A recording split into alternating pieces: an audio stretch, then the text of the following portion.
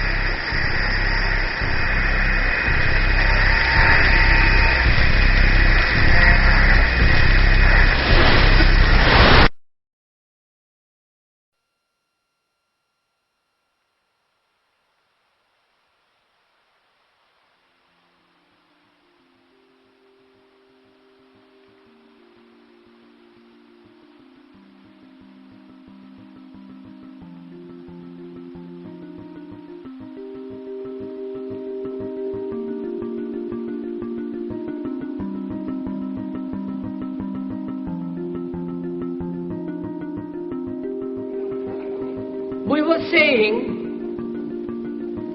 how very important it is to bring about in the human mind the radical revolution. The crisis is a crisis in consciousness, a crisis that cannot anymore accept the old norms, the old patterns, the ancient traditions. And considering what the world is now, with all the misery, conflict, destructive brutality, aggression, and so on, man is still as he was. He's still brutal, violent, aggressive, acquisitive, competitive, and he has built a society along these lines.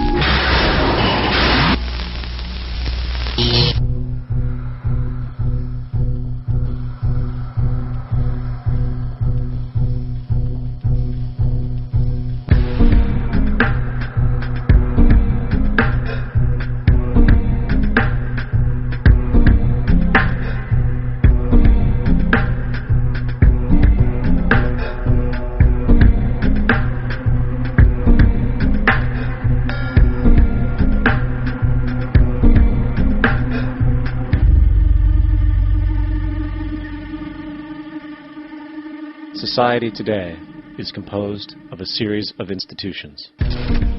From political institutions, legal institutions, religious institutions, to institutions of social class, familial values, and occupational specialization. It is obvious the profound influence these traditionalized structures have in shaping our understandings and perspectives. Yet, of all the social institutions we are born into, directed by, and conditioned upon, there seems to be no system as taken for granted and misunderstood as the monetary system. Taking on nearly religious proportions, the established monetary institution exists as one of the most unquestioned forms of faith there is. How money is created, the policies by which it is governed, and how it truly affects society are unregistered interests of the great majority of the population.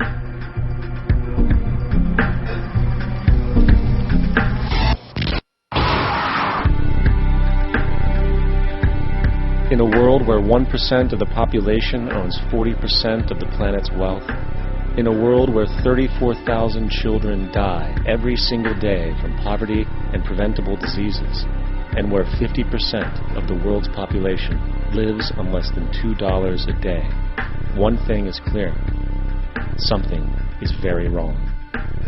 And whether we are aware of it or not, the lifeblood of all of our established institutions, and thus society itself, is money.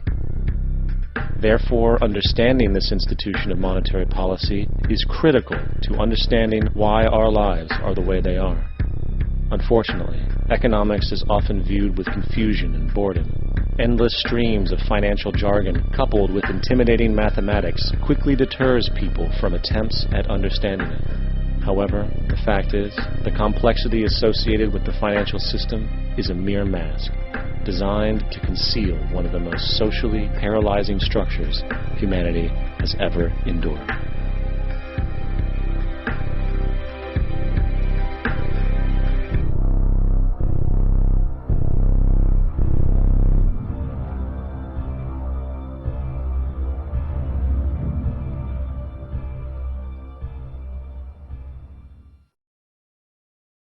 A number of years ago, the Central Bank of the United States, the Federal Reserve, produced a document entitled Modern Money Mechanics.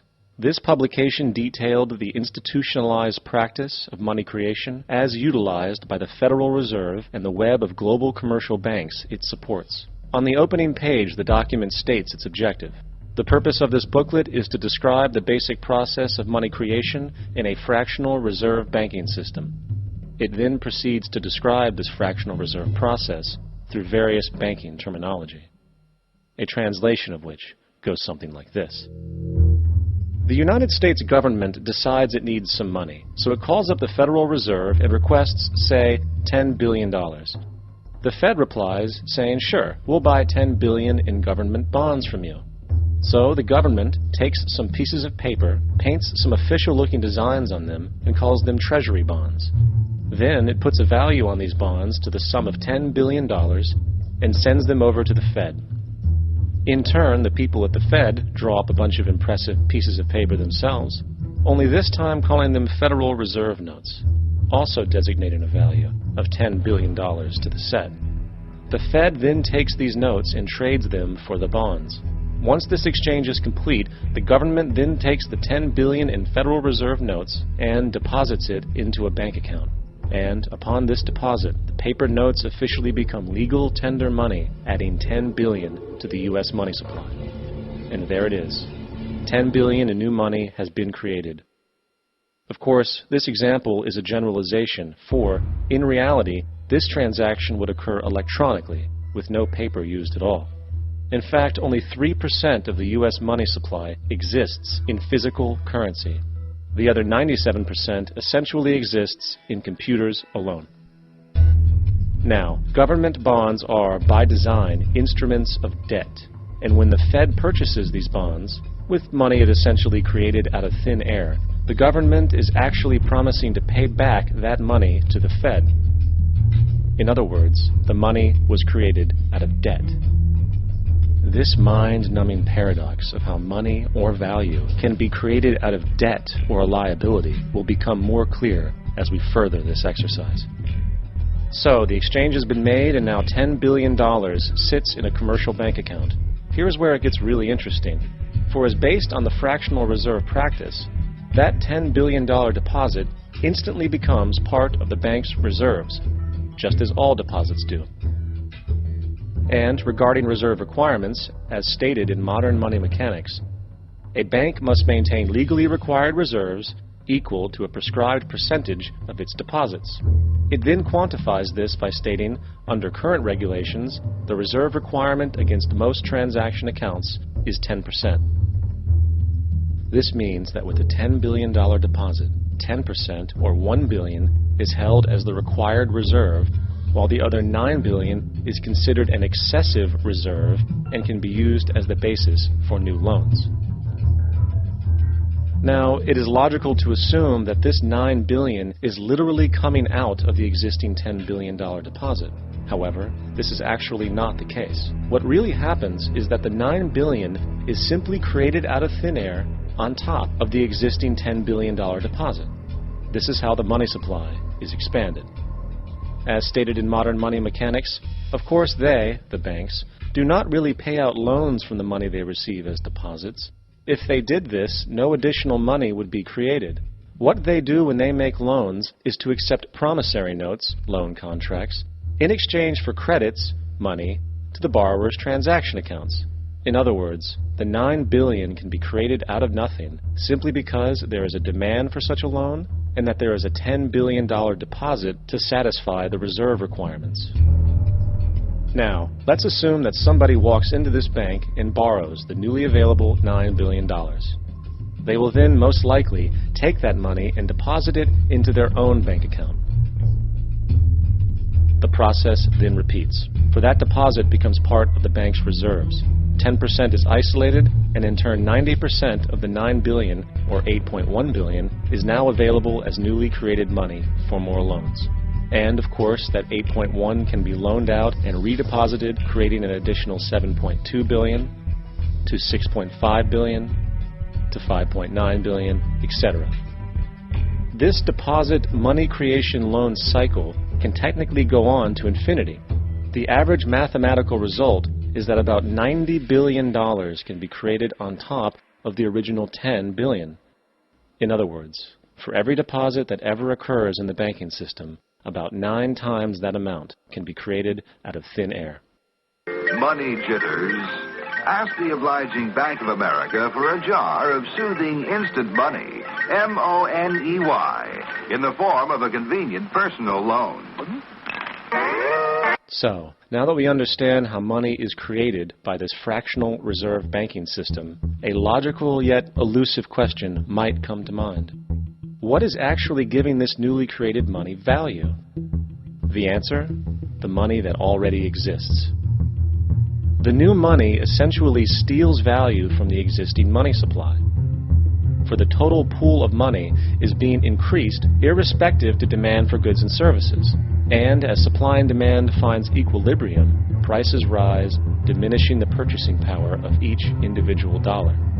This is generally referred to as inflation, and inflation is essentially a hidden tax on the public. What is the advice that you generally get? And that is, inflate the currency. They don't say debase the currency. They don't say devalue the currency. They don't say cheat the people who are saved.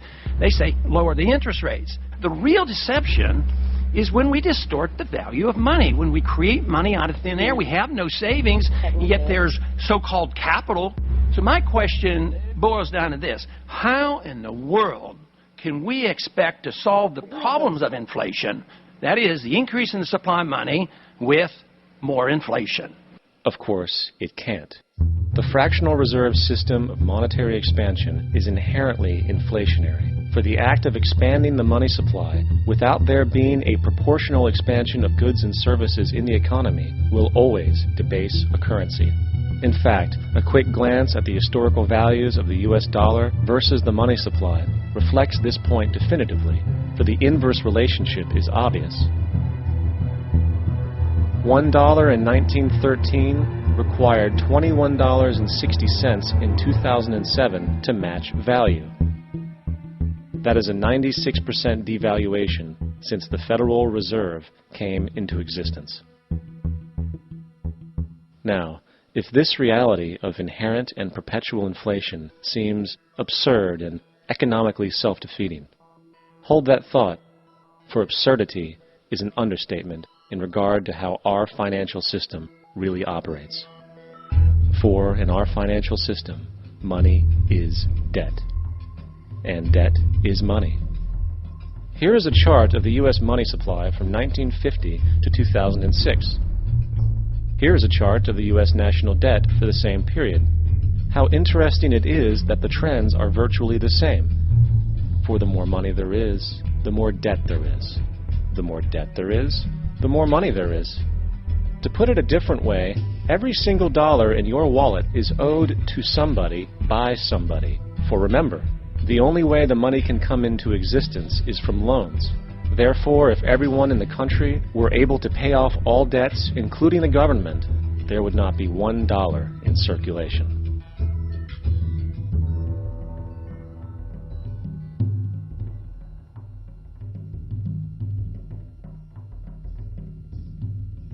In fact, the last time in American history the national debt was completely paid off was in 1835 after President Andrew Jackson shut down the central bank that preceded the Federal Reserve. In fact, Jackson's entire political platform essentially revolved around his commitment to shut down the central bank, stating at one point, "The bold efforts the present bank has made to control the government are but premonitions of the fate that awaits the American people should they be deluded into a perpetuation of this institution or the establishment of another like it." Unfortunately, his message was short-lived, and the international bankers succeeded to install another central bank in 1913, the Federal Reserve. And as long as this institution exists, perpetual debt is guaranteed.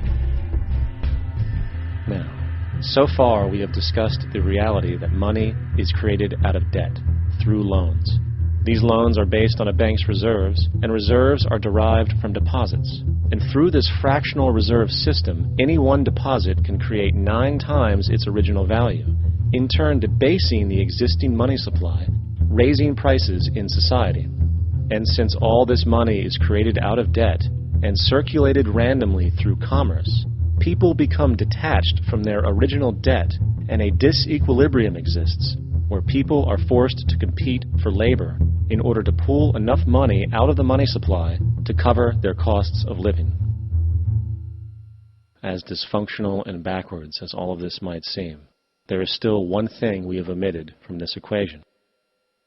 And it is this element of the structure which reveals the truly fraudulent nature of the system itself: the application of interest.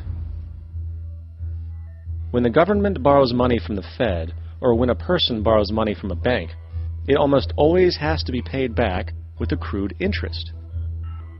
In other words, almost every single dollar that exists must be eventually returned to a bank with interest paid as well. But if all money is borrowed from the central bank and is expanded by commercial banks through loans, only what would be referred to as the principal is being created in the money supply. So then, where is the money to cover all of the interest that is charged? Nowhere. It doesn't exist. The ramifications of this are staggering, for the amount of money owed back to the banks will always exceed the amount of money that is available in circulation. This is why inflation is a constant in the economy, for new money is always needed to help cover the perpetual deficit built into the system, caused by the need to pay the interest. What this also means is that mathematically, defaults and bankruptcy are literally built into the system, and there will always be poor pockets of society that get the short end of the stick. An analogy would be a game of musical chairs, for once the music stops, somebody is left out to dry. And that's the point. It invariably transfers true wealth from the individual to the banks. For if you are unable to pay for your mortgage, they will take your property. This is particularly enraging when you realize that not only is such a default inevitable due to the fractional reserve practice, but also because of the fact that the money that the bank loaned to you didn't even legally exist in the first place. In 1969, there was a Minnesota court case involving a man named Jerome Daly, who was challenging the foreclosure of his home by the bank which provided the loan to purchase it. His argument was that the mortgage contract required both parties, being he and the bank, each put up a legitimate form of property for the exchange. In legal language, this is called consideration. Mr. Daly explained that the money was, in fact, not the property of the bank, for it was created out of nothing as soon as the loan agreement was signed. Remember what modern money mechanics stated about loans? What they do when they make loans is to accept promissory notes in exchange for credits. Reserves are unchanged by the loan transactions, but deposit credits constitute new additions to the total deposits of the banking system. In other words, the money doesn't come out of their existing assets. The bank is simply inventing it, putting up nothing of its own, except for a theoretical liability on paper. As the court case progressed, the bank's president, Mr. Morgan, took the stand, and in the judge's personal memorandum, he recalled that the plaintiff, bank's president, admitted that, in combination with the Federal Reserve Bank, did create the money and credit upon its books by bookkeeping entry. The money and credit first came into existence when they created it. Mr. Morgan admitted that no United States law or statute existed which gave him the right to do this. A lawful consideration must exist and be tendered to support the note. The jury found that there was no lawful consideration, and I agree. He also poetically added, "Only God can create something of value out of nothing." And upon this revelation, the court rejected the bank's claim for foreclosure, and Daly kept his home. The implications of this court decision are immense.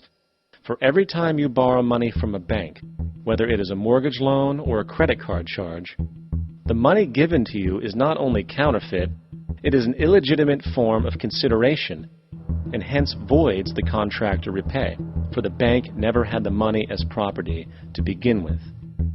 Unfortunately, such legal realizations are suppressed and ignored, and the game of perpetual wealth transfer and perpetual debt continues.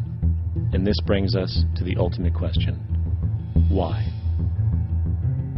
During the American Civil War, President Lincoln bypassed the high-interest loans offered by the European banks and decided to do what the Founding Fathers advocated, which was to create an independent and inherently debt-free currency.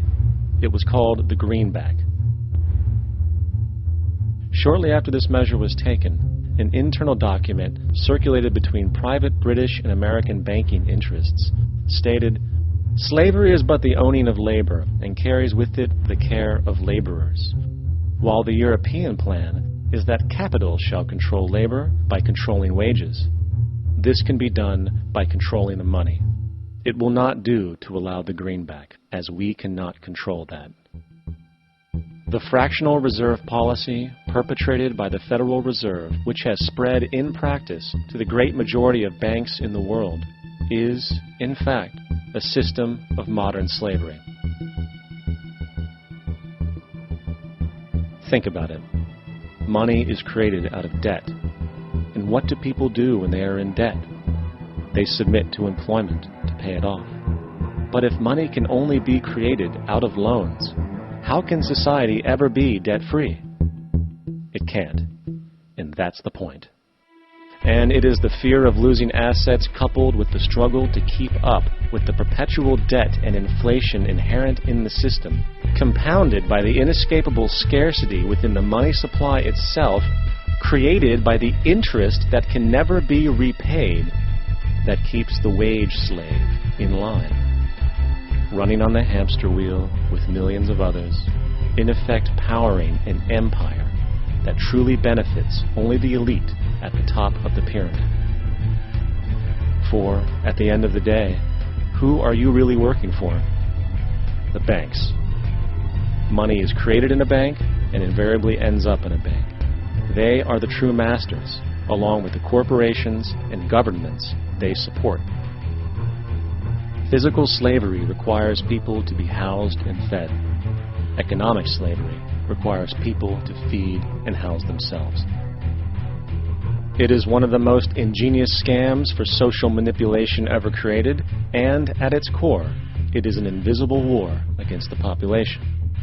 Debt is the weapon used to conquer and enslave societies, and interest is its prime ammunition. And as the majority walks around oblivious to this reality, the banks, in collusion with governments and corporations, continue to perfect and expand their tactics of economic warfare, spawning new bases, such as the World Bank and International Monetary Fund, while also inventing a new type of soldier, the birth of the economic hitman.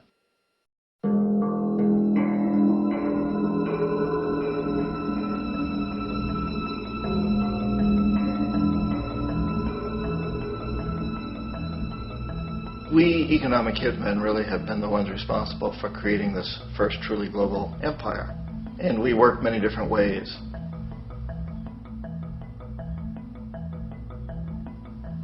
But perhaps the most common is that we will identify a country that has resources our corporations covet, like oil, and then arrange a huge loan to that country from the World Bank or one of its sister organizations. But the money never actually goes to the country. Instead, it goes to our big corporations to build infrastructure projects in that country, power plants, industrial parks, ports, things that benefit a few rich people in that country, in addition to our corporations, but really don't help the majority of the people at all. However, those people, the whole country is left holding a huge debt. It's such a big debt they can't repay it, and that's part of the plan, that they can't repay it. And so at some point, we economic hitmen go back to them and say, listen, you owe us a lot of money, can't pay your debt, so sell your oil real cheap to our oil companies.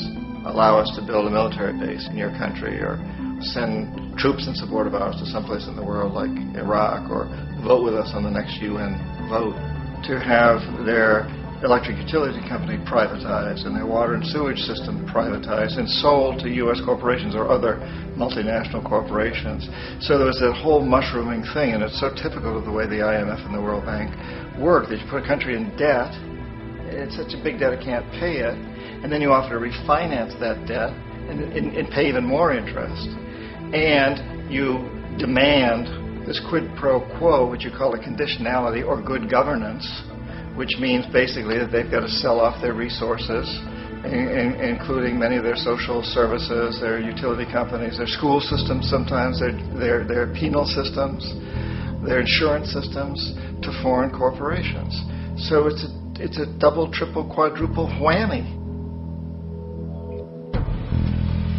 The precedent for economic hitmen really began back in the early 50s when democratically elected Mossadegh, who was elected in Iran, he was considered to be the hope for democracy in the Middle East and around the world. He was Time Magazine's Man of the Year. But one of the things that he'd run on and began to implement was the idea that foreign oil companies needed to pay the Iranian people a lot more for the oil that they were taking out of Iran. The Iranian people should benefit from their own oil.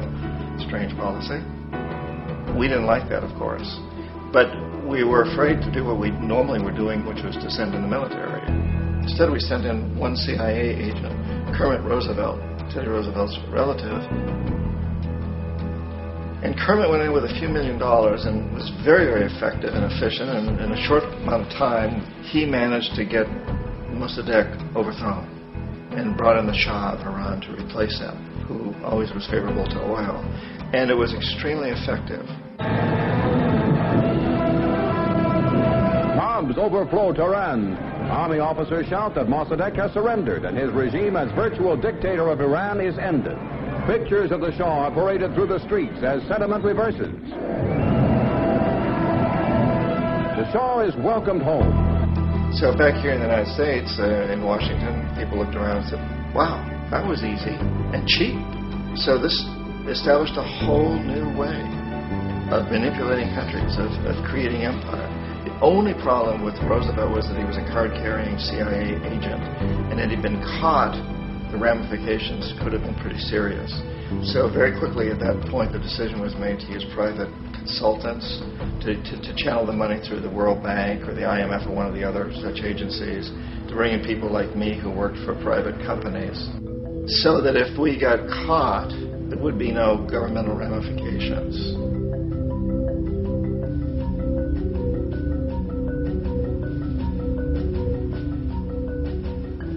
When Arbenz became president of Guatemala, the country was very much under the thumbs of United Fruit Company, the big international corporations. And Arbenz ran on this ticket that says, you know, we want to get the land back to the people. And once he took power, he was implementing policies that would do exactly that, give the land rights back to the people.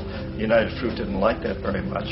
And so they hired a public relations firm, launched a huge campaign in the United States to convince the United States people, the citizens of the United States, and the press of the United States, and the Congress of the United States, that Arbenz was a Soviet puppet, and that if we allowed him to stay in power, the Soviets would have a foothold in this hemisphere. And that, at that point in time, was a huge fear on everybody's mind, the Red Terror, the Communist Terror. And so, to make a long story short, Out of this public relations campaign came a commitment on the part of the CIA and the military to take this man out. And in fact, we did. We sent in planes, we sent in soldiers, we sent in jackals, we sent everything in to take him out, and did take him out. And as soon as he was removed from office, the new guy that took over after him basically reinstated everything to the big international corporations, including United Fruit.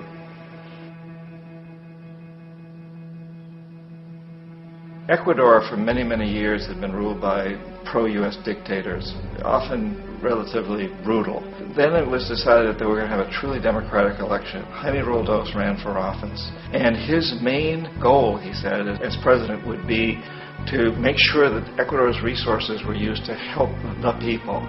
And he won, overwhelming, by more votes than anybody had ever won anything in Ecuador.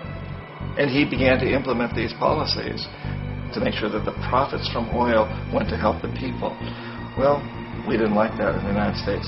I was sent down as one of several economic hitmen to change Roldos, to corrupt him, to bring him around, to let him know, okay, you can get very rich, you and your family, if you play our game, but if you continue to try to keep these policies you've promised, you're going to go. He wouldn't listen. He was assassinated. As soon as the plane crashed, the whole area was cordoned off.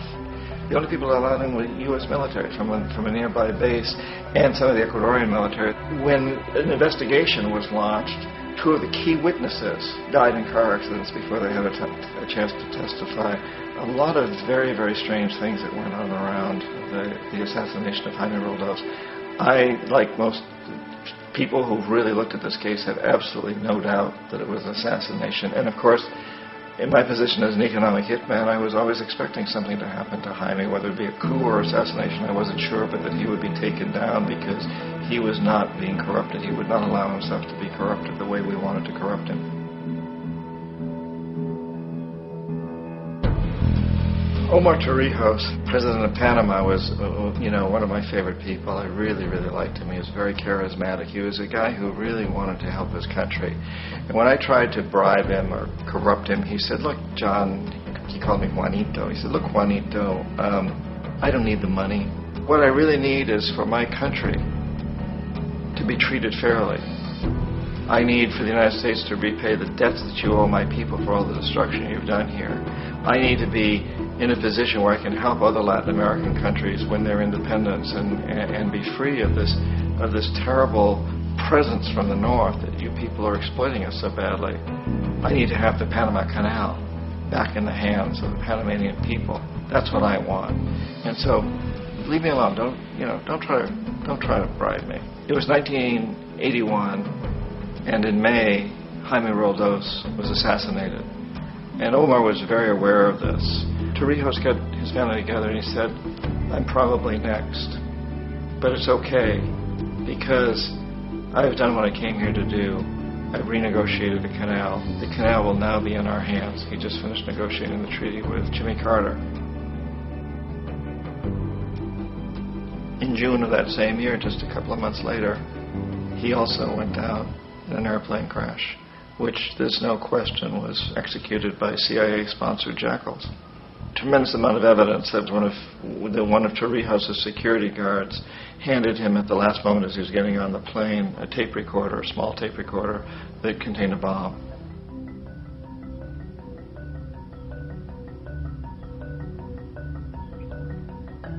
It is interesting to me how this system has continued pretty much the same way for years and years and years, except the economic hitmen have got better and better and better. Then we come up with, very recently, what happened in Venezuela. In 1998, Hugo Chavez gets elected president, following a long line of presidents who had been very corrupt and basically destroyed the economy of the country. And Chavez was elected amidst all that. Chavez stood up to the United States, and he's done it primarily demanding that Venezuelan oil be used to help the Venezuelan people. Well, we didn't like that in the United States.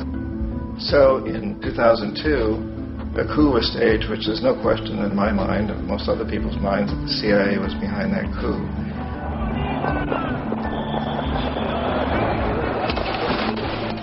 The way that that coup was fomented was very reflective of what Kermit Roosevelt had done in Iran, of paying people to go out into the streets to riot, to protest, to say this Chavez is very unpopular. You know, if you can get a few thousand people to do that, television can make it look like it's the whole country, and things start to mushroom. Except in the case of Chavez, he was smart enough, and the people were so strongly behind him that they overcame it, which was a phenomenal moment in the history of Latin America.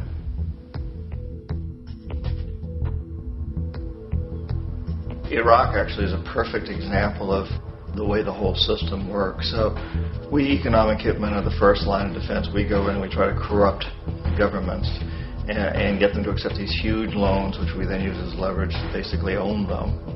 If we fail, as I failed in Panama with Omar Torrijos and in Ecuador with Jaime Roldos, men who refused to be corrupted, then the second line of defense is we send in the jackals. And the jackals either overthrow governments or they assassinate. And once that happens and a new government comes in, and boy, it's going to toe the line because the new president knows what will happen if he doesn't. In the case of Iraq, both of those things failed. Economic hitmen were not able to get through to Saddam Hussein. We tried very hard. We tried to get him to accept a deal very similar to what the House of Saud had accepted in Saudi Arabia, but he wouldn't accept it. And so the jackals went in to take him out. They couldn't do it. His security was very good. After all, he had one time worked for the CIA. He'd been hired to assassinate a former president of Iraq and failed, but he knew the system. So in 91, we send in the troops and we take out the Iraqi military. So we assume at that point that Saddam Hussein is going to come around.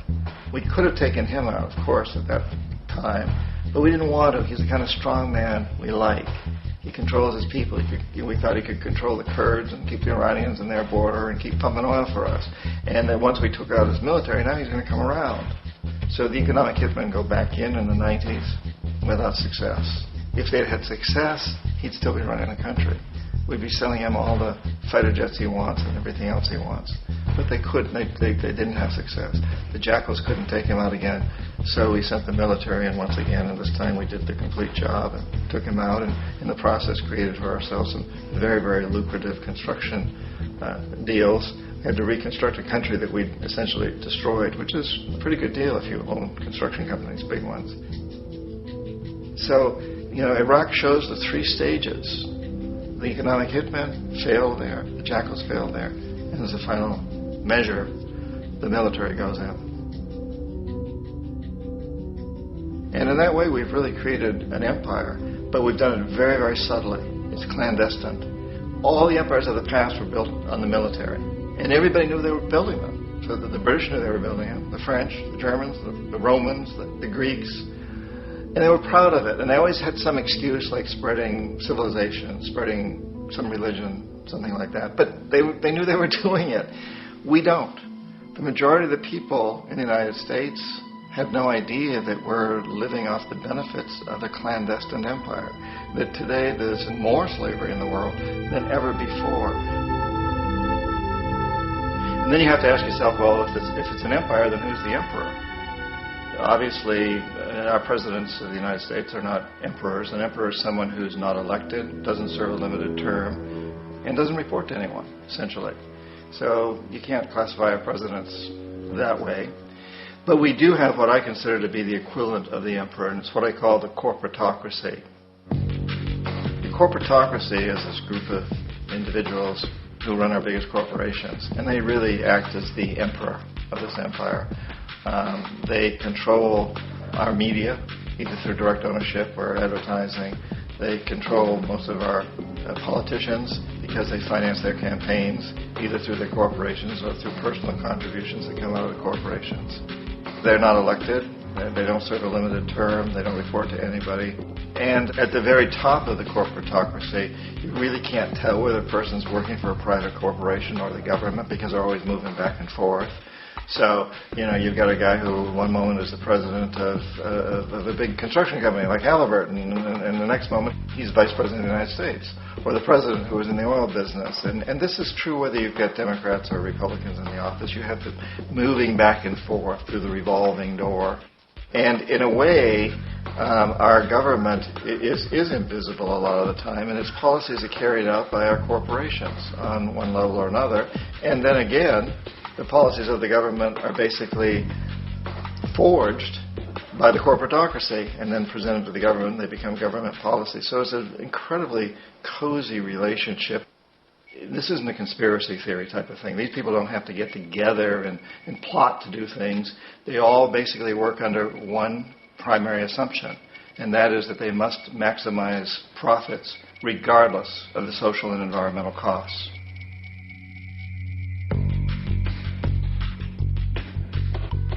This process of manipulation by the corporatocracy through the use of debt, bribery, and political overthrow is called globalization. Just as the Federal Reserve keeps the American public in a position of indentured servitude through perpetual debt, inflation, and interest, the World Bank and IMF serve this role on a global scale. The basic scam is simple. Put a country in debt either by its own indiscretion or through corrupting the leader of that country, then impose conditionalities or structural adjustment policies, often consisting of the following. Currency devaluation. When the value of a currency drops, so does everything valued in it. This makes indigenous resources available to predator countries at a fraction of their worth.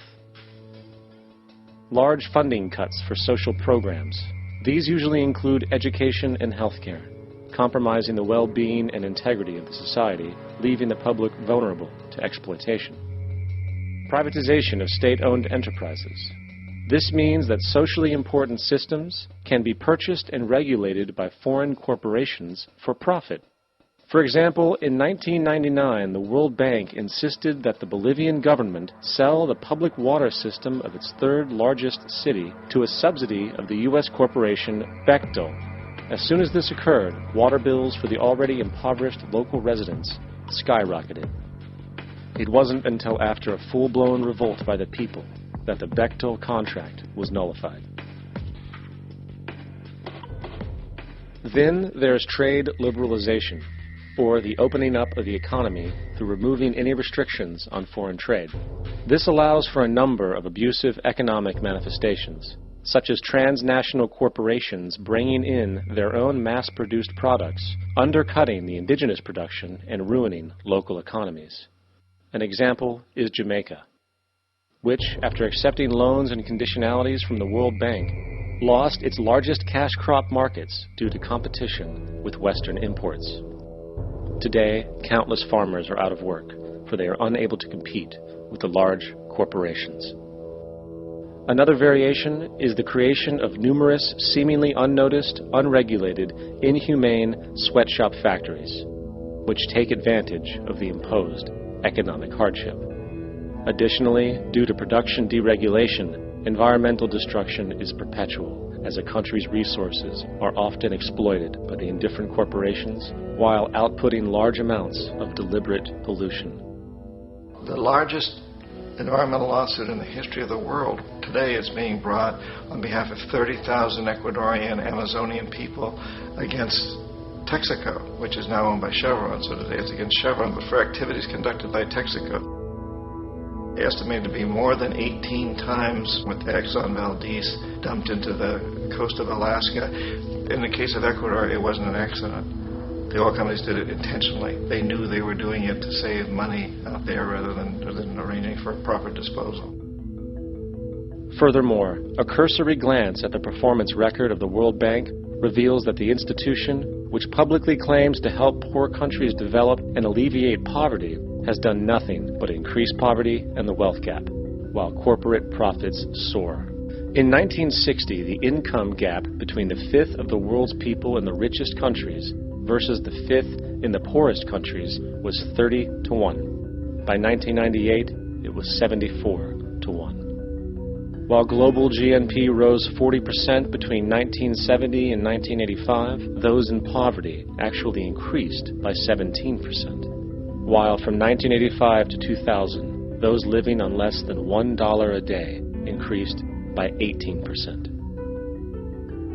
Even the Joint Economic Committee of the U.S. Congress admitted that there is a mere 40% success rate of all World Bank projects. In the late 1960s, the World Bank intervened in Ecuador with large loans. During the next 30 years, poverty grew from 50% to 70%. Under or unemployment grew from 15 to 70%. Public debt increased from 240 million to 16 billion, while the share of resources allocated to the poor went from 20% to 6%. In fact, by the year 2000, 50% of Ecuador's national budget had to be allocated for paying its debts. It is important to understand the World Bank is, in fact, a U.S. bank, supporting U.S. interests. For the United States holds veto power over decisions, as it is the largest provider of capital. And where did it get this money? You guessed it. It made it out of thin air through the fractional reserve banking system. Of the world's top 100 economies, as based on annual GDP, 51 are corporations, and 47 of that 51 are U.S.-based. Walmart, General Motors, and Exxon are more economically powerful than Saudi Arabia, Poland, Norway, South Africa, Finland, Indonesia, and many others. And as protective trade barriers are broken down, currencies tossed together and manipulated in floating markets, and state economies overturned in favor of open competition and global capitalism, the empire expands. You get up on your little 21-inch screen and howl about America and democracy. There is no America. There is no democracy. There is only IBM and ITT and AT&T and DuPont, Dow, Union Carbide, and Exxon. Those are the nations of the world today. What do you think the Russians talk about in their councils of state? Karl Marx? They get out their linear programming charts, statistical decision theories, minimax solutions, and compute the price-cost probabilities of their transactions and investments, just like we do. We no longer live in a world of nations and ideologies, Mr. Beale. The world is a college of corporations, inexorably determined by the immutable bylaws of business. The world is a business, Mr. Beale.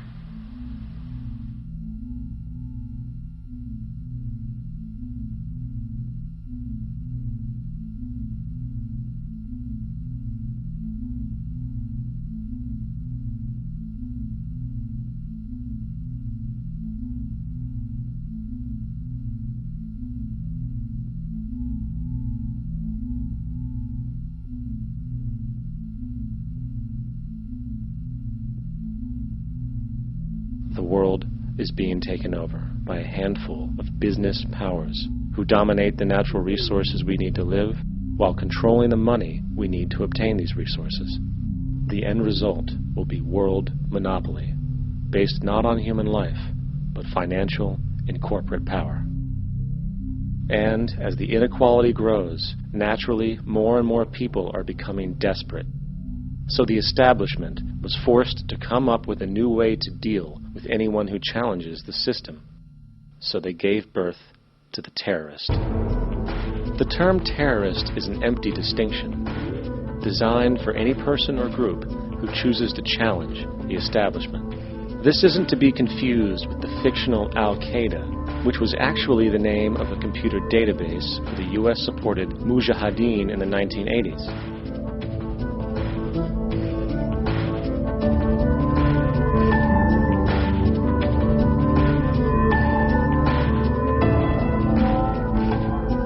In 2007, the Department of Defense received $161.8 billion for the so-called global war on terrorism.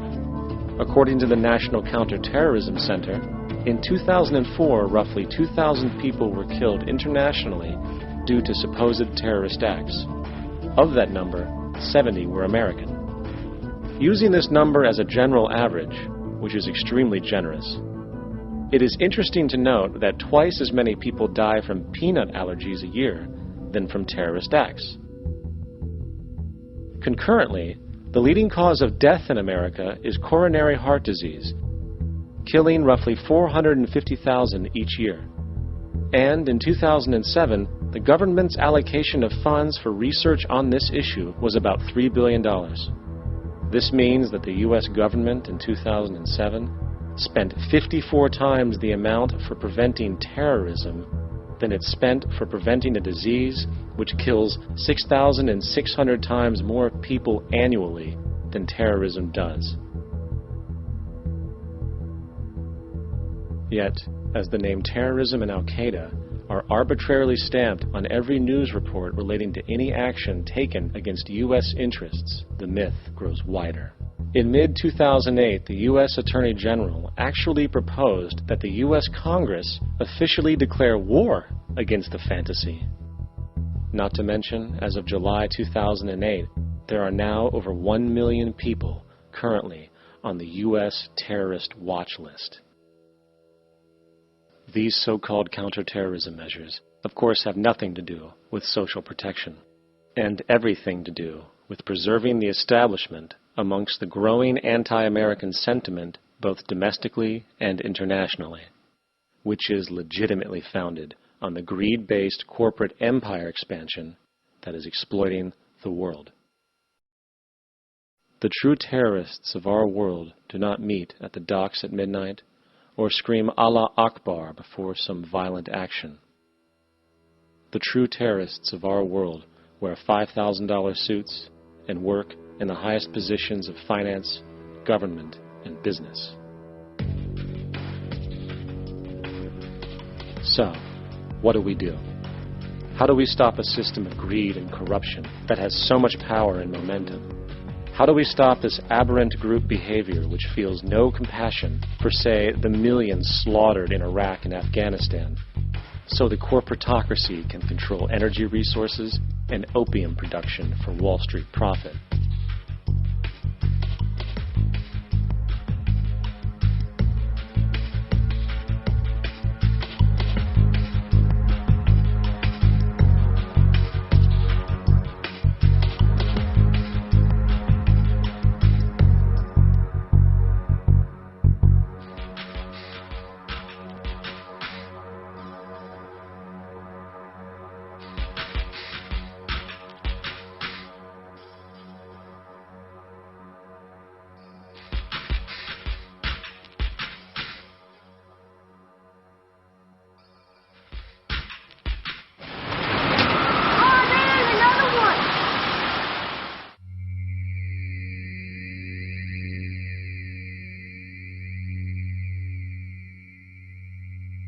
How do we stop a system of greed and corruption that condemns poor populations to sweatshop slavery for the benefit of Madison Avenue? Or that engineers false flag terror attacks for the sake of manipulation? Or that generates built-in modes of social operation which are inherently exploitative? Or that systematically reduces civil liberties and violates human rights in order to protect itself from its own shortcomings? How do we deal with the numerous covert institutions, such as the Council on Foreign Relations, the Trilateral Commission, and the Bilderberg Group, and other undemocratically elected groups which, behind closed doors, collude to control the political, financial, social, and environmental elements of our lives? In order to find the answer, we must first find the true underlying cause. For the fact is, the selfish, corrupt, power, and profit-based groups are not the true source of the problem. They are symptoms.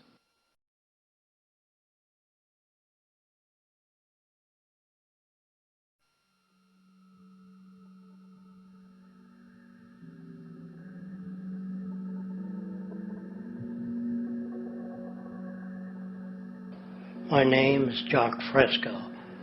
I'm an industrial designer and a social engineer. I'm very much interested in society, in developing a system that might be sustainable for all people. First of all, the word corruption is a monetary invention. That aberrant behavior that's disruptive to the well-being of people, while you're dealing with human behavior. And human behavior appears to be environmentally determined, meaning if you were raised by the Seminole Indians as a baby, never saw anything else, you'd hold that value system. And this goes for nations, it goes for individuals, for families. They try to indoctrinate their children to their particular faith and their country and make them feel like they're part of that. And they build a society which they call established. They establish a workable point of view and tend to perpetuate that, whereas all societies are really emergent, not established. And so they fight new ideas that would interfere with the establishment. Governments try to perpetuate that which keeps them in power. People are not elected to political office to change things. They're put there to keep things the way they are. So you see, the basis of corruption is in our society. Let me make it clear. All nations, then, are basically corrupt because they tend to uphold existing institutions. I don't mean to uphold or downgrade all nations, but communism, socialism, fascism, the free enterprise system, and all other subcultures are the same. They are all basically corrupt. The most fundamental characteristic of our social institutions is the necessity for self-preservation. Whether dealing with a corporation, a religion, or a government, the foremost interest is to preserve the institution itself. For instance, the last thing an oil company would ever want is the utilization of energy that was outside of its control, for it makes that company less relevant to society.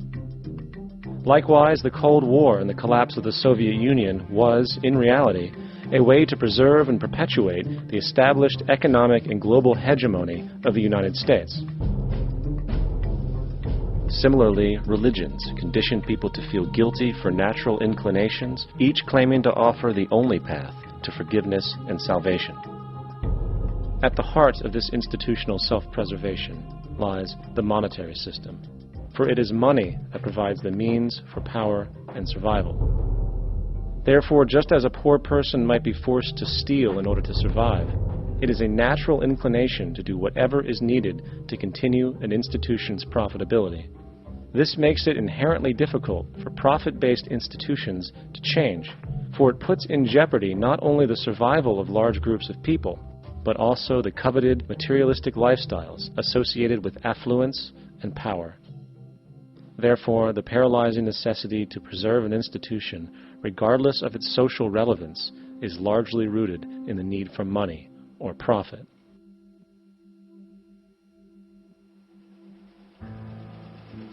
What's in it for me is why people think. And so if a man makes money selling a certain product, naturally he's going to fight the existence of another product that may threaten his institution. Therefore, people cannot be fair, and people do not trust each other. A guy will come over to you and say, I got just the house you're looking for. He's a salesman. When a doctor says, I think your kidney has to come out, I don't know if he's trying to pay off a yacht or whether my kidney has to come out. It's hard in a monetary system to trust people. If you came into my store and I said, this lamp that I've got is pretty good, but the lamp next door is much better, I wouldn't be in business very long. It wouldn't work. If I were ethical, it wouldn't work. So when you say industry cares for people, that's not true. They can't afford to be ethical. So your system is not designed to serve the well-being of people. If you still don't understand that, there would be no outsourcing of jobs if they cared about people. Industry does not care. They only hire people because it hasn't been automated yet. So don't talk about decency and ethics. We cannot afford it and remain in business. It is important to point out that regardless of the social system, whether fascist, socialist, capitalist, or communist, the underlying mechanism is still money, labor, and competition. Communist China is no less capitalistic than the United States. The only difference is the degree by which the state intervenes in enterprise. The reality is that monetaryism, so to speak, is the true mechanism that guides the interests of all the countries on the planet. The most aggressive and hence dominant variation of this monetaryism is the free enterprise system. The fundamental perspective as put forth by early free market economists like Adam Smith is that self-interest in competition leads to social prosperity, as the act of competition creates incentive which motivates people to persevere. However, what isn't talked about is how a competition-based economy invariably leads to strategic corruption, power and wealth consolidation, social stratification, technological paralysis, labor abuse, and ultimately, a covert form of government dictatorship by the rich elite. The word corruption is often defined as moral perversion. If a company dumps toxic waste into the ocean to save money, most people recognize this as corrupt behavior. On a more subtle level, when Walmart moves into a small town and forces small businesses to shut down for they are unable to compete, a gray area emerges. For what exactly is Walmart doing wrong? Why should they care about mom-and-pop organizations they destroy? Yet, even more subtly, when a person gets fired from their job because a new machine has been created which can do the work for less money, people tend to just accept that as the way it is, not seeing the inherent corrupt inhumanity of such an action. Because the fact is, whether it is dumping toxic waste, having a monopoly enterprise, or downsizing the workforce, the motive is the same: profit. They are all different degrees of the same self-preserving mechanism, which always puts the well-being of people second to monetary gain. Therefore, corruption is not some byproduct of monetaryism. It is the very foundation. And while most people acknowledge this tendency on one level or another, the majority remains naive as to the broad ramifications of having such a selfish mechanism as the guiding mentality in society. Internal documents show that after this company positively, absolutely knew that they had a medication that was infected with the AIDS virus, they took the product off the market in the U.S. and then they dumped it in France, Europe, Asia, and Latin America. The U.S. government allowed it to happen. The FDA allowed this to happen. And now the government is completely looking the other way. Thousands of innocent hemophiliacs have died from the AIDS virus. This company knew absolutely that it was infected with AIDS. They dumped it because they wanted to turn this disaster into a profit. So you see, you have built-in corruption. We're all chiseling off each other, and you can't expect decency and that sort of thing. And feeling that, they don't know who to elect. They think in terms of a democracy, which is not possible in a monetary-based economy. If you have more money to advertise your position, the position you desire in government, that isn't a democracy. It serves those in positions of differential advantage. So it's always a dictatorship of the elitists, the financially wealthy.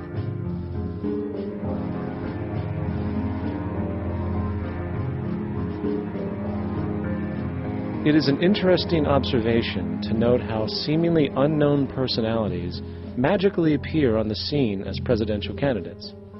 Then, before you know it, somehow you are left to choose from a small group of extremely wealthy people who suspiciously have the same broad social view. Obviously, it's a joke.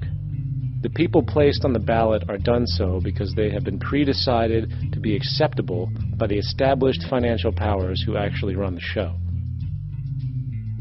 Yet, many who understand this illusion of democracy often think, if only we could just get our honest, ethical politicians in power, then we would be okay. Well, while this idea, of course, seems reasonable in our established, oriented worldview, it is, unfortunately, another fallacy.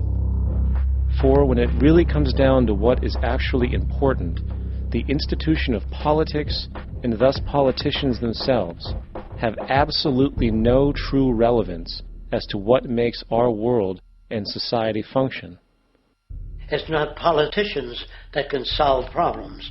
They have no technical capabilities.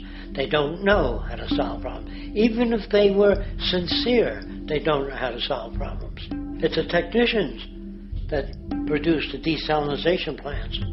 It's the technicians that give you electricity, that give you motor vehicles, that heat your house and cool it in the summertime. It's technology that solves problems, not politics.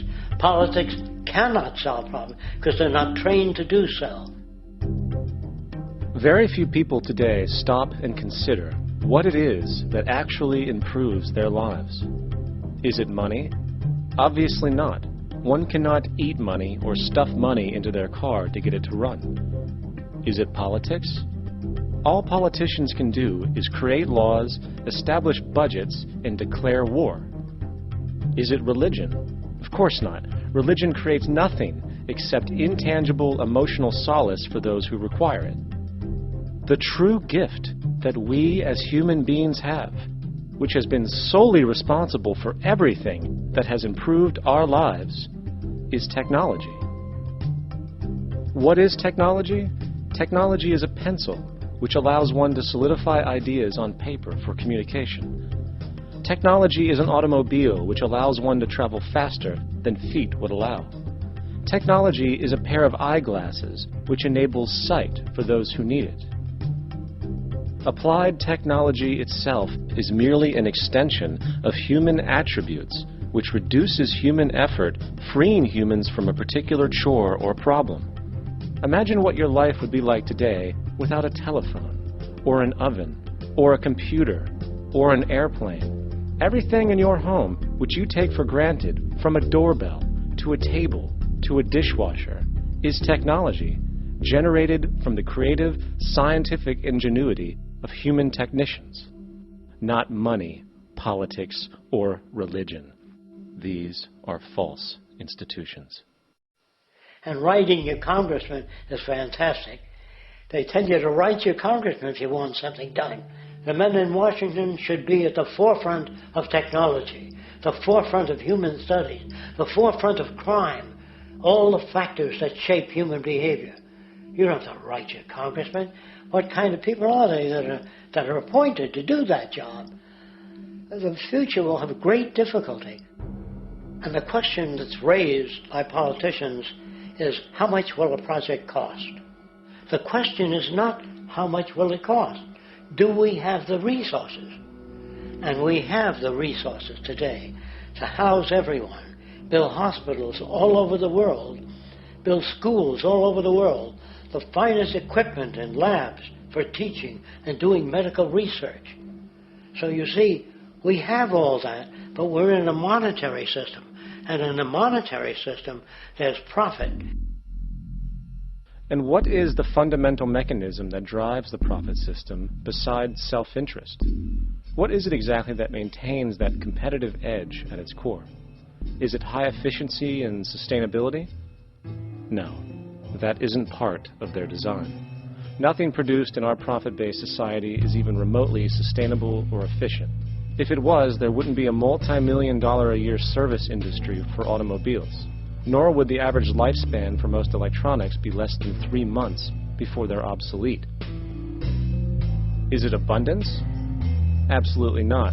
Abundance, as based on the laws of supply and demand, is actually a negative thing. If a diamond company finds 10 times the usual amount of diamonds during their mining, it means the supply of diamonds has increased, which means the cost and profit per diamond drops. The fact is, efficiency, sustainability, and abundance are enemies of profit. To put it into a word, it is the mechanism of scarcity that increases profits. What is scarcity? Based on keeping products valuable. Slowing up production on oil raises the price. Maintaining scarcity of diamonds keeps the price high. They burn diamonds at the Kimberley diamond mines. They made a carbon that keeps the price up. So then, what does it mean for society when scarcity, either produced naturally or through manipulation, is a beneficial condition for industry? It means that sustainability and abundance will never ever occur in a profit system, for it simply goes against the very nature of the structure. Therefore, it is impossible to have a world without war or poverty. It is impossible to continually advance technology to its most efficient and productive states. And, most dramatically, it is impossible to expect human beings to behave in truly ethical or decent ways.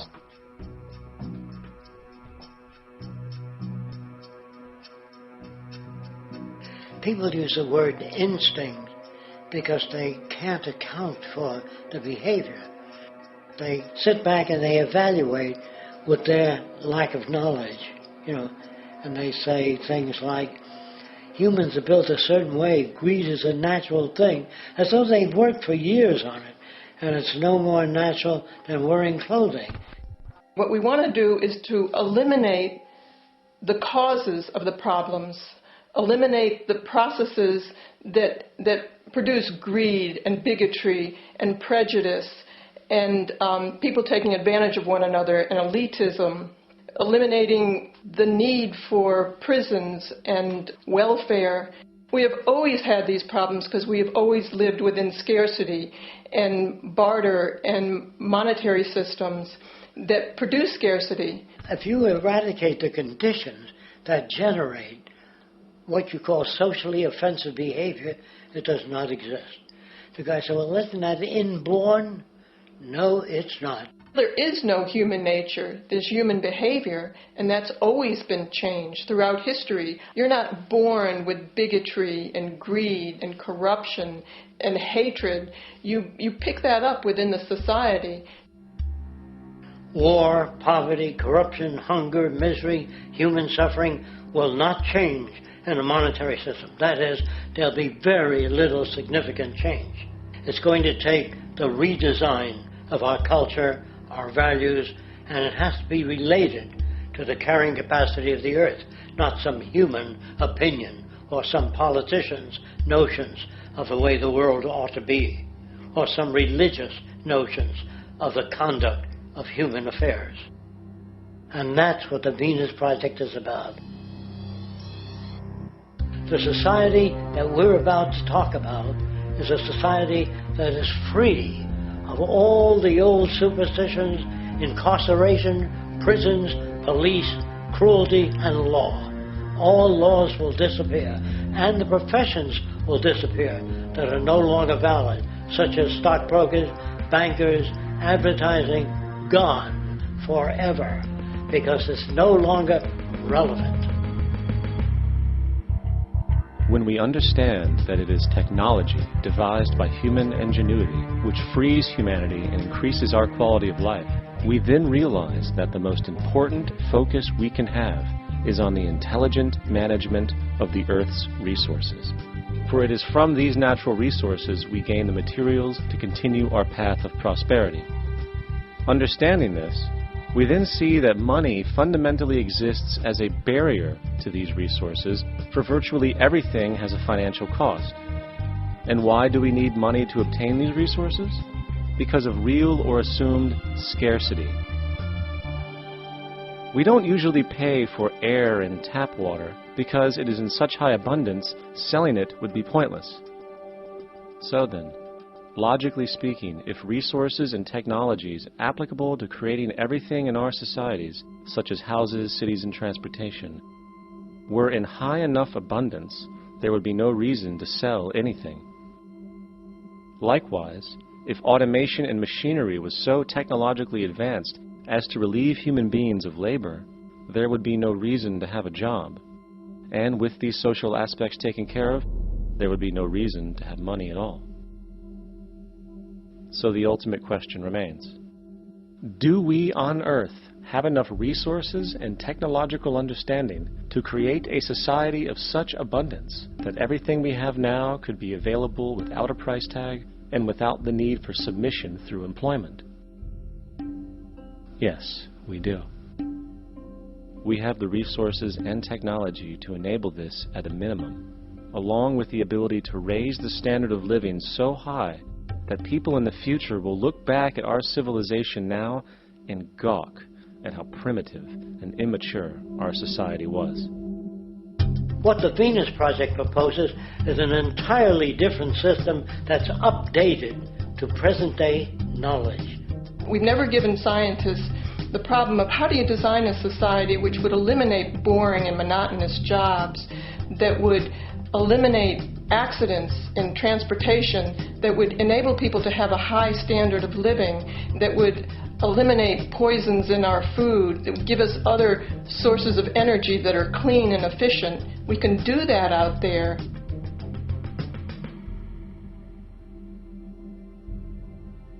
The major difference between a resource-based economy and a monetary system is that a resource-based economy is really concerned with people and their well-being, where a monetary system has become so distorted that the concerns of the people are really secondary, if they're there at all.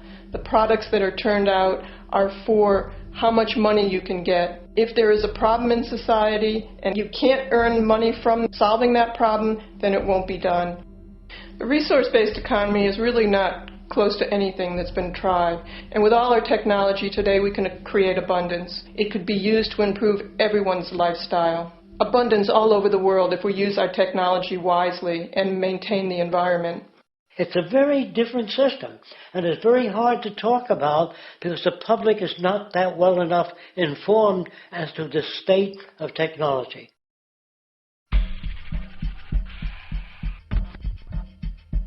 At present, we don't have to burn fossil fuels. We don't have to use anything that would contaminate the environment. There are many sources of energy available. Alternative energy solutions pushed by the establishment, such as hydrogen, biomass, and even nuclear, are highly insufficient, dangerous, and exist only to perpetuate the profit structure that industry has created. When we look beyond the propaganda and self-serving solutions put forth by the energy companies, we find a seemingly endless stream of clean, abundant, and renewable energy for generating power. Solar and wind energy are well known to the public, but the true potential of these mediums remains unexpressed. Solar energy, derived from the sun, has such abundance that 1 hour of light at high noon contains more energy than what the entire world consumes in a year. If we could capture 1/100% of this energy, the world would never have to use oil, gas, or anything else. The question then is not availability, but the technology to harness it. And there are many advanced mediums today which could accomplish just that, if they were not hindered by the need to compete for market share with the established energy power structures. Then there's wind energy. Wind energy has long been denounced as weak, and due to being location-driven, impractical. This is simply not true. The U.S. Department of Energy admitted in 2007 that if wind was fully harvested in just 3 of America's 50 states, it could power the entire nation. And then there are the rather unknown mediums of tidal and wave power. Tidal power is derived from tidal shifts in the ocean. Installing turbines which capture this movement generates energy. In the United Kingdom, 42 sites are currently noted as available, forecasting that 34% of all the UK's energy could come from tidal power alone. Wave power, which extracts energy from the surface motions of the ocean, is estimated to have a global potential of up to 80,000 terawatt-hours a year. This means 50% of the entire planet's energy usage could be produced from this medium alone. Now, it is important to point out that tidal, wave, solar, and wind power requires virtually no preliminary energy to harness, unlike coal, oil, gas, biomass, hydrogen, and all the others. In combination, these 4 mediums alone, if efficiently harnessed through technology, could power the world forever. That being said, there happens to be another form of clean, renewable energy which trumps them all: geothermal power. Geothermal energy utilizes what is called heat mining, which, through a simple process using water, is able to generate massive amounts of clean energy. In 2006, an MIT report on geothermal energy found that 13,000 zettajoules of power are currently available in the Earth, with the possibility of 2,000 zettajoules being easily tappable with improved technology. The total energy consumption of all the countries on the planet is about half of a zettajoule a year. This means about 4,000 years of planetary power could be harnessed in this medium alone. And when we understand that the Earth's heat generation is constantly renewed, this energy is really limitless and could be used forever. These energy sources are only a few of the clean, renewable mediums available, and as time goes on, we will find more. The grand realization is that we have total energy abundance without the need for pollution, traditional conservation, or in fact, a price tag. And what about transportation? The prevailing means of transportation in our societies is by automobile and aircraft, both of which predominantly need fossil fuels to run. In the case of the automobile, the battery technology needed to power an electric car that can go over 100 miles an hour for over 200 miles on one charge exists, and has existed for many years. However, due to battery patents controlled by the oil industry, which limits their availability to maintain market share, coupled with political pressure from the energy industry, the accessibility and affordability of this technology is limited. There is absolutely no reason other than pure, corrupt profit interest that every single vehicle in the world cannot be electric and utterly clean, with zero need for gasoline. As far as airplanes, it is time we realize that this means of travel is inefficient, cumbersome, slow, and causes far too much pollution. This is a maglev train. It uses magnets for propulsion. It is fully suspended by a magnetic field and requires less than 2% of the energy used for plane travel. The train has no wheels, so nothing can wear out. The current maximum speed of versions of this technology, as used in Japan, is 361 miles per hour. However, this version of the technology is very dated. An organization called ET3, which has connections with the Venus Project, has established a tube-based maglev that can travel up to 4,000 miles per hour in a motionless, frictionless tube, which can go over land or underwater.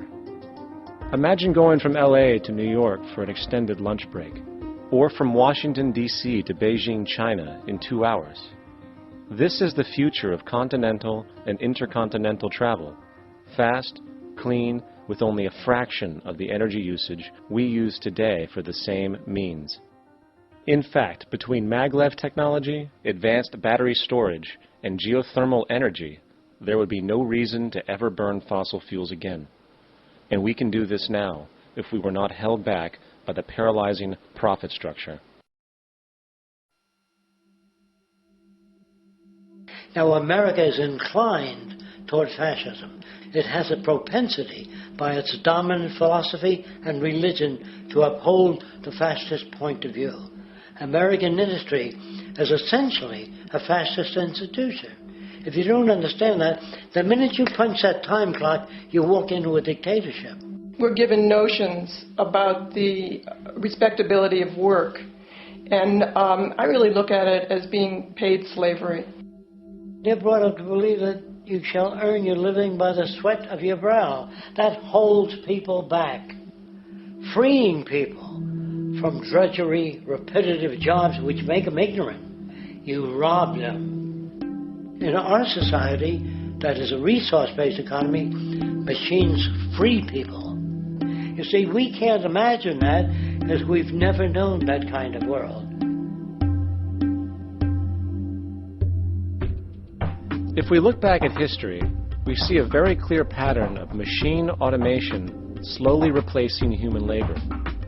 From the disappearance of the elevator man to the near full automation of an automobile production plant, the fact is, as technology grows, the need for humans in the workforce will continually be diminished. This creates a serious clash, which proves the falseness of the monetary-based labor system. for human employment is in direct competition with technological development. Therefore, given the fundamental priority of profit by industry, people through time will be continually laid off and replaced by machine. When industry takes on a machine, instead of shortening the workday, they downsize. You lose your job. So you have a right to fear machines. In a high-technology, resource-based economy, it is conservative to say that about 90% of all current occupations could be phased out by machines, freeing humans to live their life without servitude, for this is the point of technology itself. And through time, with nanotechnology and other highly advanced forms of science, it is not far-fetched to see how even complex medical procedures could be performed by machines as well, and based on the pattern, with much higher success rates than humans get today. The path is clear, but our monetary-based structure, which requires labor for income, blocks this progress. For humans need jobs in order to survive. The bottom line is that this system must go, or we will never be free, and technology will be constantly paralyzed. We have machines that clean out sewers. It frees a human being from doing that. So look at machines as extensions of human performance. Furthermore, many occupations today will have simply no basis to exist in a resource-based economy, such as anything associated with the management of money, advertising, along with the legal system itself. For without money, a great majority of the crimes that are committed today would never occur. Virtually all forms of crime are a consequence of the monetary system, either directly or by neuroses inflicted through financial deprivation. Therefore, laws themselves could eventually become extinct. Instead of putting up a sign, drive carefully, slippery when wet, put abrasive in the highway so it's not slippery when wet. And if a person gets in a car that's drunk and the car oscillates a great deal, there's a little pendulum that swings up and back, and that'll pull the car over to the side. Not a law solution. Put sonar and radar in automobiles so they can't hit one another. Man-made laws are attempts to deal with occurring problems, and not knowing how to solve them, they make a law. In the United States, the most privatized, capitalist country on the planet, it should come as no surprise that it also has the largest prison population in the world, growing every year. Statistically, most of these people are uneducated and come from poor, deprived societies. And, contrary to propaganda, it is this environmental conditioning which lures them into criminal and violent behavior. However, society looks the other way in regard to this point. The legal and prison systems are just more examples of how our society avoids examining the root causes of behavior. Billions are spent each year on prisons and police, while only a fraction is spent on programs for poverty, which is one of the most fundamental variables responsible for crime to begin with. And as long as we have an economic system which prefers and in fact creates scarcity and deprivation, crime will never go away.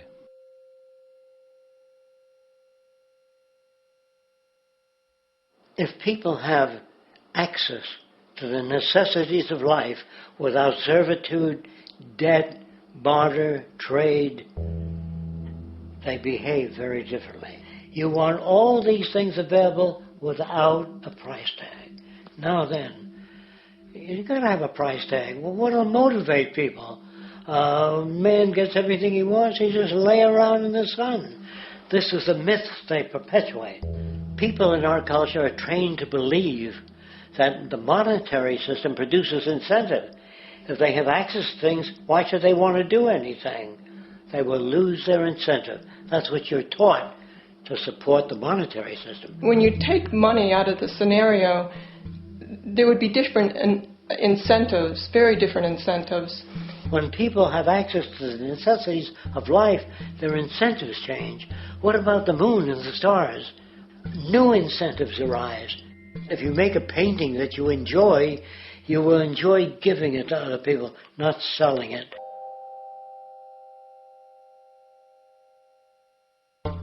I think most of the education that I've seen today is essentially producing a person for a job. It's very specialized. They're not generalists. People don't know a lot about a lot of different subjects. I don't think you could get people to go to war if they knew a lot about a lot of things. I think education is mostly rote, and they're not taught how to solve problems. They're not given the tools emotionally or within their own field of how to do critical thinking. A resource-based economy, the education would be very different. Our society's major concern is mental development and to motivate each person to their highest potential. Because our philosophy is the smarter people are, the richer the world, because everybody becomes a contributor. The smarter your kids are, the better my life will be, because they'll be contributing more constructively to the environment and to my life, because everything that we devise within a resource-based economy would be applied to society. There would be nothing to hold it back. Patriotism, weapons, armies, navies, all that is a sign that we're not civilized yet. Kids will ask their parents, didn't you see the necessity of machines? Dad, couldn't you see that war was inevitable when you produce scarcity? Isn't it obvious? Of course the kid will understand that you were pinheads, raised merely to serve the established institutions. We're such an abominable, sick society that we won't make the history book. They just say that large nations took land from smaller nations, used force and violence. You'll get history talked about as corrupt behavior all the way along until the beginning of the civilized world. That's when all the nations worked together. World unification, working toward common good for all human beings, and without anyone being subservient to anyone else. Without social stratification, whether it be technical elitism or any other kind of elitism, eradicated from the face of the earth. The state does nothing because there is no state. There is no state. The system I advocate, a resource-based global economy, is not perfect. It's just a lot better than what we have. We can never achieve perfection.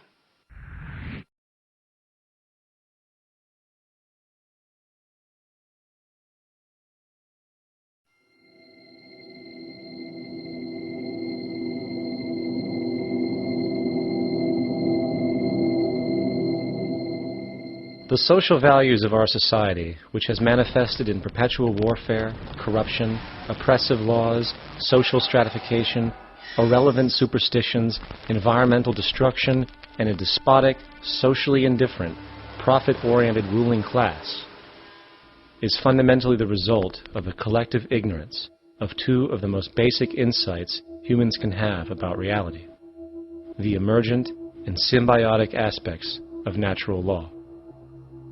The emergent nature of reality is that all systems, whether it is knowledge, society, technology, philosophy, or any other creation, will, when uninhibited, undergo fluid, perpetual change. What we consider commonplace today, such as modern communication and transportation, would have been unimaginable in ancient times. Likewise, the future will contain technologies, realizations, and social structures that we cannot even fathom in the present. We have gone from alchemy to chemistry, from a geocentric universe to a heliocentric, from believing that demons were the cause of illness to modern medicine. This development shows no sign of ending, and it is this awareness that aligns us and leads us on a continuous path to growth and progress. Static, empirical knowledge does not exist. Rather, it is the insight of the emergence of all systems we must recognize. This means we must be open to new information at all times, even if it threatens our current belief system and hence identities. Sadly, society today has failed to recognize this, and the established institutions continue to paralyze growth by preserving outdated social structures. Simultaneously, the population suffers from a fear of change, for their conditioning assumes a static identity, and challenging one's belief system usually results in insult and apprehension, for being wrong is erroneously associated with failure, when, in fact, to be proven wrong should be celebrated, for it is elevating someone to a new level of understanding, furthering awareness. The fact is, there is no such thing as a smart human being, for it is merely a matter of time before their ideas are updated, changed, or eradicated. And this tendency to blindly hold on to a belief system, sheltering it from new, possibly transforming information, is nothing less than a form of intellectual materialism. The monetary system perpetuates this materialism not only by its self-preserving structures, but also through the countless number of people who have been conditioned into blindly and thoughtlessly upholding these structures, therefore becoming self-appointed guardians of the status quo. Sheep, which no longer need a sheepdog to control them, for they control each other by ostracizing those who step out of the norm. This tendency to resist change and uphold existing institutions for the sake of identity, comfort, power, and profit is completely unsustainable and will only produce further imbalance, fragmentation, distortion, and invariably, destruction. It's time to change. From hunters and gatherers to the agricultural revolution to the industrial revolution, the pattern is clear. It is time for a new social system which reflects the understandings we have today. The monetary system is a product of a period of time where scarcity was a reality. Now, with the age of technology, it is no longer relevant to society. Gone with the aberrant behavior it manifests. Likewise, dominant worldviews, such as theistic religion, operate with the same social irrelevancy. Islam, Christianity, Judaism, Hinduism, and all of the others exist as barriers to personal and social growth, for each group perpetuates a closed worldview, and this finite understanding that they acknowledge is simply not possible in an emergent universe. Yet, religion has succeeded in shutting down the awareness of this emergence by instilling the psychological distortion of faith upon its followers, where logic and new information is rejected in favor of traditionalized, outdated beliefs.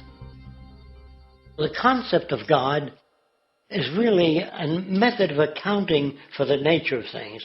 In the early days, people didn't know enough about how things formed, how nature worked, so they invented their own little stories. And they made God in their own image. A guy that gets angry. When people don't behave right, he creates floods and earthquakes. They say it's an act of God. A cursory glance at the suppressed history of religion reveals that even the foundational myths themselves are emergent culminations, developed through influence over time. For example, a cardinal doctrine of the Christian faith is the death and resurrection of Christ. This notion is so important that the Bible itself states, "And if Christ be not risen, then is our preaching vain, and your faith is also vain."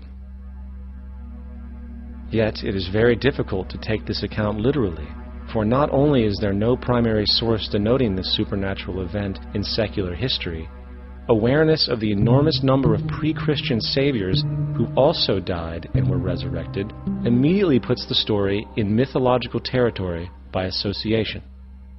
Early church figures such as Tertullian went to great lengths to break these associations, even claiming that the devil caused the similarities to occur, stating in the 2nd century, "The devil, whose business is to pervert the truth, mimics the exact circumstance of the divine sacraments. He baptizes his believers and promises forgiveness of sins. He celebrates the oblation of bread and brings in the symbol of the resurrection. Let us therefore acknowledge the craftiness of the devil, who copied certain things of those that be divine." What is truly sad, however, is that when we cease the idea that the stories from Christianity, Judaism, Islam, and all the others are literal history, and accept them for what they really are, which are purely allegorical expressions derived from many faiths, we see that all religions share a common thread. And it is this unifying imperative that needs to be recognized and appreciated. Religious belief has caused more fragmentation and conflict than any other ideology. Christianity alone has 34,000 different subgroups. The Bible is subject to interpretation. When you read it, you say, I think Jesus meant this. I think Job meant that. Oh no, he meant this. So you have the Lutheran, the Seventh-day Adventist, the Catholic, and a church divided is no church at all. And a church divided is no church at all. And this point on division, which is a trademark of all theistic religions, brings us to our second failure of awareness, the false assumption of separation through the rejection of the symbiotic relationship of life. Apart from the understanding that all natural systems are emergent, where all notions of reality will be constantly developed, altered, and even eradicated, we must also understand that all systems are, in fact, invented fragments, merely for the sake of conversation. For there is no such thing as independence in nature. The whole of nature is a unified system of interdependent variables, each a cause and a reaction, existing only as a concentrated whole. You don't see the plug connected to the environment, so it looks like we're free, wandering around. Take the oxygen away, we all die immediately. Take plant life away, we die. And without the sun, all the plants die. So we are connected. We really must take into account the totality. This isn't just a human experience on this planet. This is a total experience. And we know we can't survive without plants and animals. We know we can't survive without the four elements, And so when are we going to really start taking that into account? That's what it is to be successful. Success depends on how well we relate to everything around us. I'm very aware of the fact that my grandson cannot possibly hope to inherit a sustainable, peaceful, stable, socially just world unless every child today growing up in Ethiopia, in Indonesia, in Bolivia, in Palestine, in Israel also has that same expectation. You've got to take care of the whole community or you're going to have serious problems. And now we have to see that the whole world is the community. And we must all take care of each other that way. And it's not just a community of human beings. It's a community of plants and animals and elements. And we really need to understand that. That's what's going to bring us joy, too, and pleasure. That's what's missing in our lives right now. We can call it spirituality, but the fact of the matter is joy comes from that bliss of connectedness. That's our God spirit. That's that side of ourselves that really feels it. And you can feel it deep inside you. It's this amazing, wonderful feeling. And you know it when you get it. You don't get it from money. You get it from connection. Now, if that isn't a hazard to this country, how are we going to keep building nuclear weapons? You know what I mean? What's going to happen to the arms industry when we realize we're all one? It's going to fuck up the economy. The economy that's fake anyway. The economy that's fake anyway. The economy that's fake anyway. The economy that's fake anyway. The economy that's fake anyway. Which would be a real bummer. You can see why the government's cracking down on the idea of experiencing unconditional love.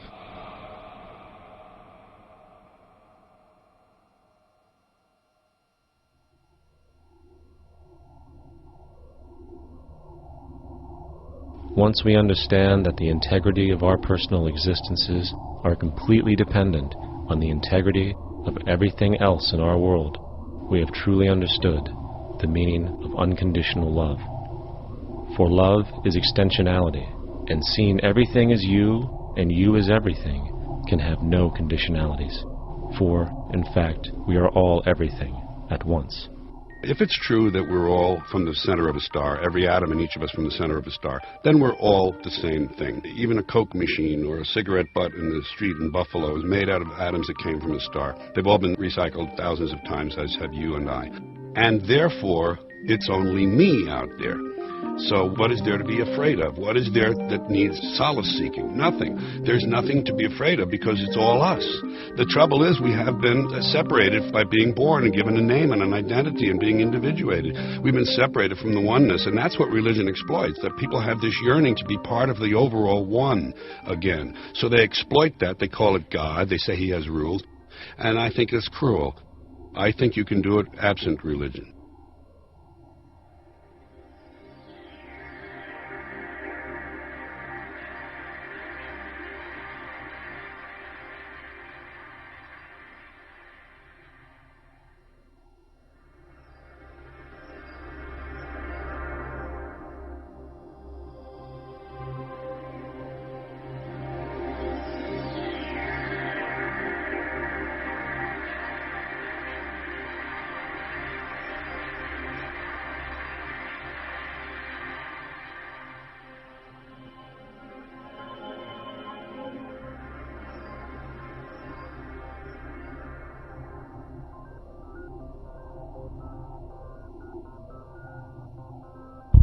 It's time to claim the unity our outmoded social systems have broken apart, and work together to create a sustainable global society where everyone is taken care of and everyone is truly free.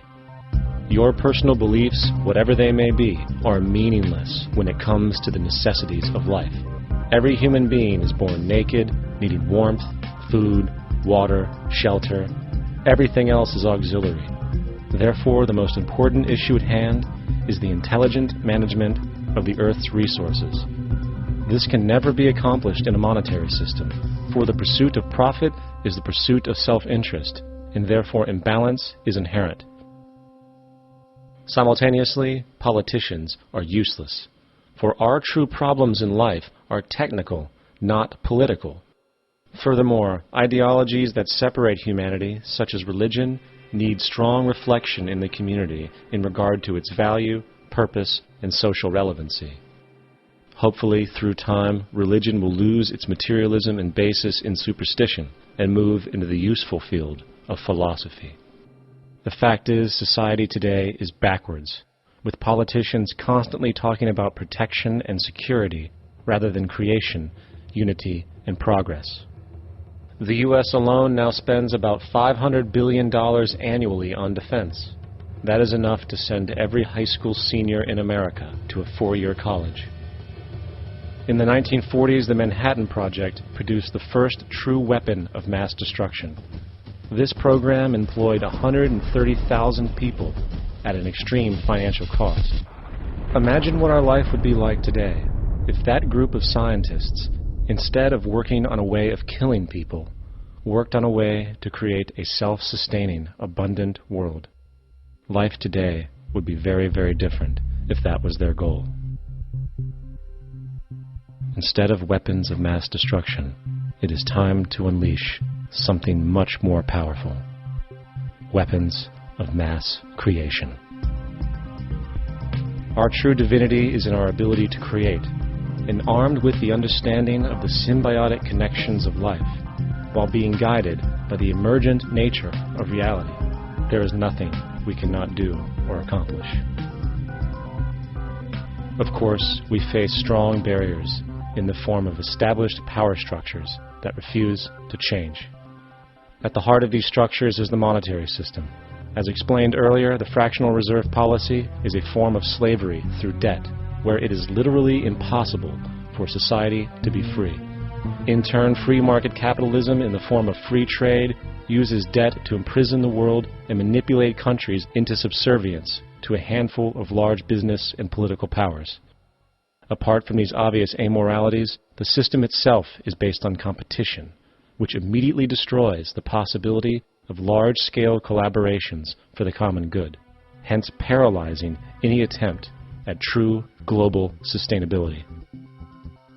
These financial and corporate structures are now obsolete, and they must be outgrown. Of course, we cannot be naive enough to think that the business and financial elite are going to subscribe to this idea, for they will lose power and control. Therefore, peaceful yet highly strategic action must be taken. The most powerful course of action is simple. We have to alter our behavior to force the power structure to the will of the people. We must stop supporting the system. The only way the establishment will change is by our refusal to participate, while continuously acknowledging its endless flaws and corruptions. They're not going to give up the monetary system because of our designs of what we recommend. The system has to fail, and people have to lose confidence in their elected leaders. That will be a major turning point if the Venus Project is offered as a possible alternative. If not, I fear the consequences. The trends now indicate that our country is going bankrupt. The probability is our country will move toward a military dictatorship to prevent riots and complete social breakdown. Once the U.S. breaks down, all the other cultures will undergo similar things. As of now, the world financial system is on the brink of collapse due to its own shortcomings. The Comptroller of Currency stated in 2003 that the interest on the U.S. national debt will not be affordable in less than 10 years. This theoretically means total bankruptcy for the U.S. economy, and its implications for the world are immense. In turn, the fractional reserve-based monetary system is reaching its theoretical limits of expansion, and the banking failures you are seeing are just the beginning. This is why inflation is skyrocketing, all debt is at record levels, and the government and Fed are hemorrhaging new money to bail out the corrupt system. For the only way to keep the banks going is by making more money. The only way to make more money is to create more debt and inflation. It is simply a matter of time before the tables turn and there is no one willing to take new loans, while defaults grow as people are unable to afford their current loans.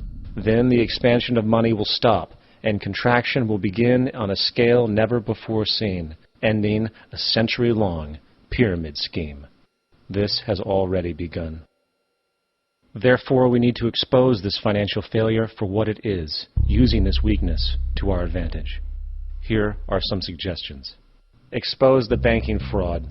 Citibank, JP Morgan Chase, and Bank of America are the most powerful controllers within the corrupt Federal Reserve System. It's time to boycott these institutions.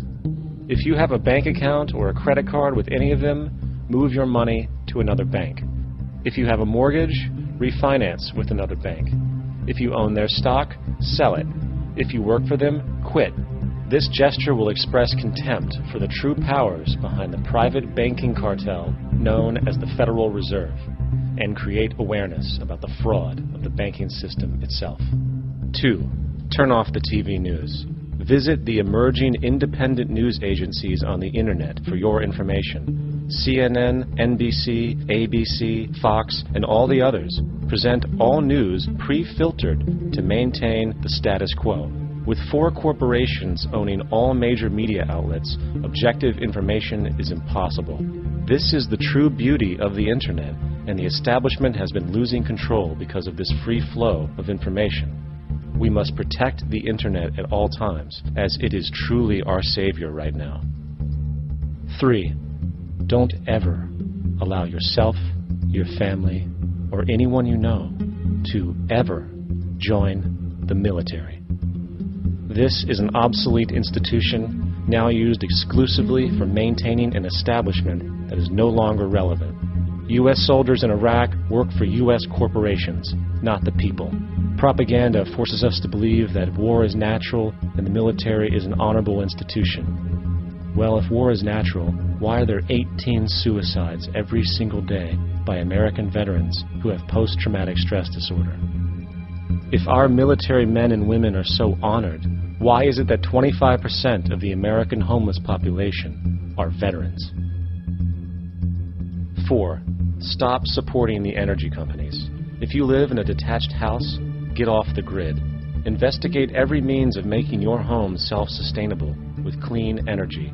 Solar, wind, and other renewable energies are now affordable consumer realities, and considering the never-ending rising cost of traditional energies, it will likely be a cheaper investment over time. If you drive, get the smallest car you can, and consider using one of the many conversion technologies that can enable your car to be a hybrid, electric, or run on anything other than establishment fuels. 5. Reject the political system. The illusion of democracy is an insult to our intelligence. In a monetary system, there is no such thing as a true democracy, and there never was. We have two political parties owned by the same set of corporate lobbyists. They are placed in their positions by the corporations, with popularity artificially projected by their media. In a system of inherent corruption, the change of personnel every couple of years has very little relevance. Instead of pretending that the political game has any true meaning, focus your energy on how to transcend this failed system. And 6, join the movement. Go to the zeitgeistmovement.com and help us create the largest mass movement for social change the world has ever seen.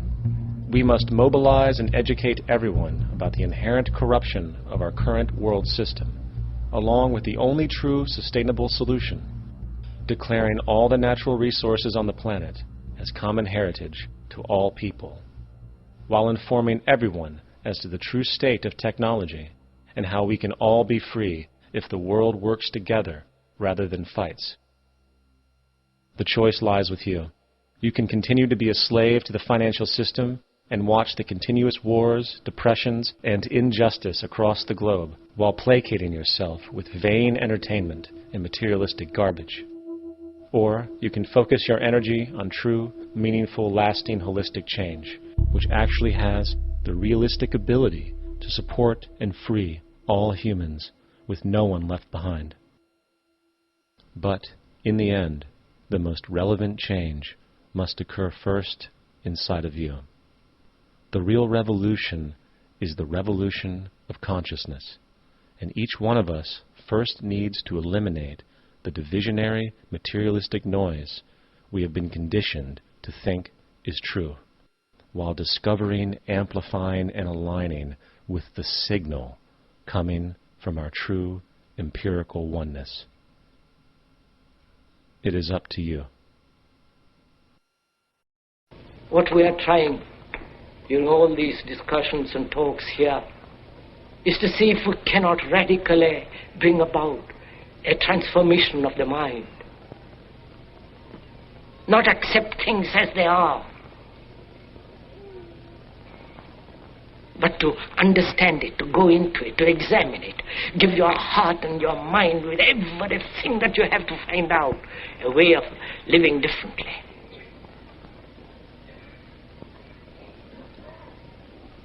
But that depends on you and not somebody else. Because in this there is no teacher, no pupil, there is no leader, there is no guru, there is no master, no savior. You yourself are the teacher and the pupil, you are the master, you are the guru, you are the leader. You are everything. And to understand is to transform what is.